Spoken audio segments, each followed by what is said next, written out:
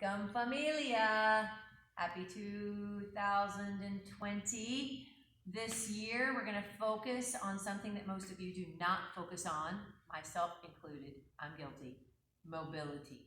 How many of you are stopping to do mobility work every day? Very few of us.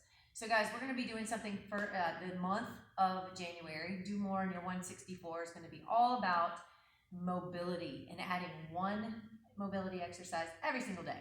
So today we are going to teach you one that you either learned in the dojo or now you're going to learn it now and you can apply it.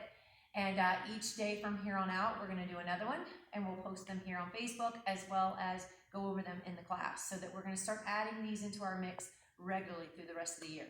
So the first thing I'm going to show you today is called the Shinbox switch. That means what we're going to be doing is a hip mobility exercise.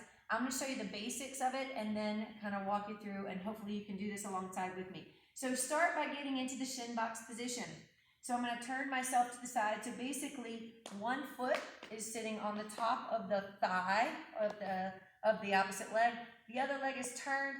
Bring it in as close as you can. But guys, if you have limited mobility of your knees, just take it at whatever ability is possible.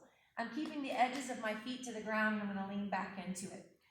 This just to support my body, but what we're going to be focusing on is the mobility through the hip. It shouldn't be about the feet, it shouldn't be about your knees. So I'm just going to basically roll my weight to the other side, switching it from left to right. So as you can see with this movement, one hip's coming up while the other hip is internally rotating. So this is an internal and external rotation. And again, use your arms to support the movement as needed. This shouldn't be as strenuous on the low back or the knees. If it is, change your positioning and see how that works.